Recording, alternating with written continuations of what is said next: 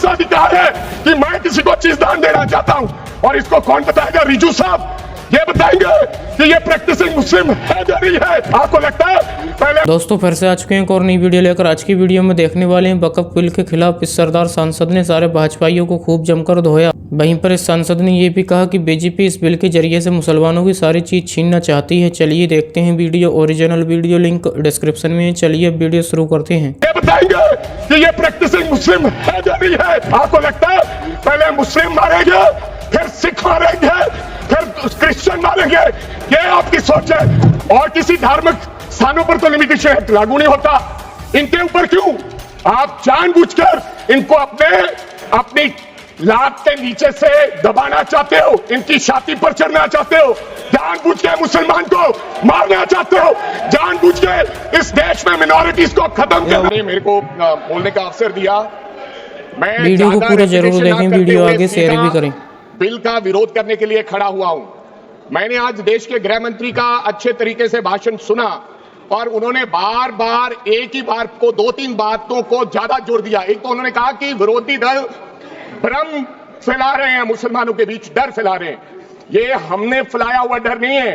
जब देश के मुसलमान को लगा कि देश में बीजेपी में 240 संसदों में एक भी मुसलमान सांसद नहीं है, हमारे लिए जगह नहीं है, तो वो डरने लगा। जब आपने कब्रिस्तान की बात की, आपने शमशान घाट की बात की, तो वो डरने लगा। जब गोधरा हुआ, जब मुजफ्फरनगर हुआ, जब दिल्ली हुआ, जब हरियाणा मेवात में दंगे हुए, तो देश का मुसलमान डरने लगा।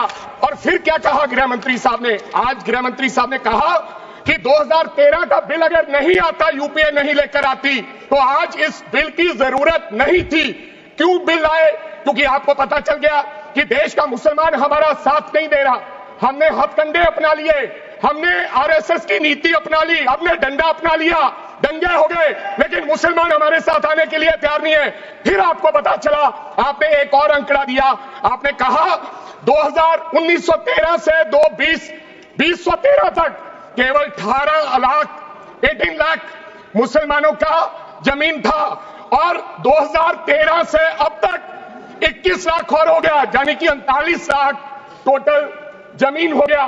तो आपको किसी ने समझाया मुसलमान को अगर आपके बस में करना है, ये आरएसएस की नीति नहीं अपनाएगा जितनी देर आप इनकी सांस प्रणाली बंद नहीं करोगे, अगर वक्फ बोर्ड नहीं छीनोगे, अगर जमीनें नहीं छीनोगे, तब तक मुसलमान आपके सामने झुकने वाला नहीं है।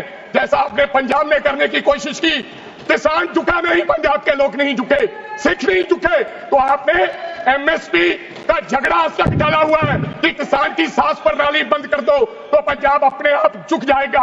आर्थिक जब झुक जाएगा तो हमारी ईन मान लेगा और हमारे साथ आ जाएगा। आदरणीय सर, आपने बार बार कहा, आज गृह मंत्री साहब ने कहा गवर्नमेंट प्रॉपर्टी पर किसी का अधिकार नहीं है, पंचायत की जमीन कोई दान नहीं दे सकता है। मैं आपको इसके पीछे लोचा क्या है, इसके पीछे छुपा हुआ राज क्या है?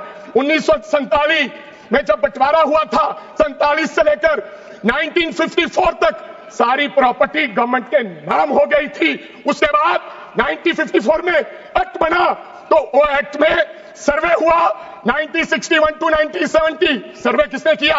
कलेक्टर ने। अगर पंजाब की, हरियाणा की, हिमाचल की बात करूं तो डिविजनल कमिश्नर अंबाला बैठते थे, उन्होंने सर्वे किया, तहसीलदारों ने सर्वे किया, तो वक्फ बोर्ड को यह जमीन देने का काम किया। अब क्या हो गया? जैसे राहुल गांधी कर्नाटक में भाषण देते हैं, गुजरात में मुकदमा दर्ज होता है, सजा हो गई। गवर्नमेंट की प्रॉपर्टी तो 1947 और 1954 में तो सारी प्रॉपर्टीज गवर्नमेंट की थी। अब एक बंदा खड़ा होगा तो वो कहेगा कि यहां पर ये गवर्नमेंट की प्रॉपर्टी है, डिस्प्यूट होगा, तो आप वक्फ बाय यूजर का अधिकार खत्म कर दोगे कि ये तो जमीन गवर्नमेंट की थी, आप उसकी जमीन छीन लोगे। फिर आपने कहा लिमिटेशन एक्ट की बात कर रहे हैं आप, और किसी धार्मिक स्थानों पर तो लिमिटेशन एक्ट लागू नहीं होता, इनके ऊपर क्यों?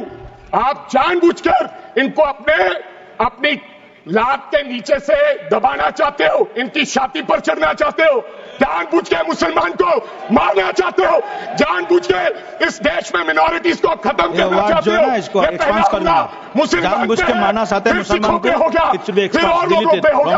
और लास्ट आपने कहा प्रैक्टिसिंग मुस्लिम, एक आपने और कंडीशन लगा दी लास्ट कि 5 साल प्रैक्टिस मुस्लिम होना चाहिए, वो दान दे सकता है। मैं सरदार हूं और ऐसी कई उदाहरणें हैं पंजाब के अंदर। अगर किसी मुस्लिम के पास कब्रिस्तान नहीं था तो सरदारों ने अपनी जमीन देके कब्रिस्तान बनाए। यह कौन सा अधिकार है कि मैं किसी को चीज दान देना चाहता हूं? और इसको कौन बताएगा? रिजू साहब ये बताएंगे कि ये प्रैक्टिसिंग मुस्लिम है या नहीं है। ये सरासर अन्याय है। कल को श्रोमणी गुरुद्वारा प्रबंधक कमेटी 1925 का सिखों का जो एक्ट है आप उसमें भी संशोधन करेंगे। आपको लगता है पहले मुस्लिम मारेंगे, फिर सिख मारेंगे, फिर क्रिश्चियन मारेंगे? ये आपकी सोच है और मैं बिल का विरोध करता हूं। चलिए वीडियो यहीं पर ख़त्म करते हैं। अगर आप भी ऐसी वीडियो देखना पसंद करते हैं तो हमारे चैनल को जरूर सब्सक्राइब करें, वीडियो लाइक करें, वीडियो को ज़्यादा से ज़्यादा शेयर करें। थैंक्स फॉर वॉचिंग और अपनी राय कमेंट में ज़रूर दें।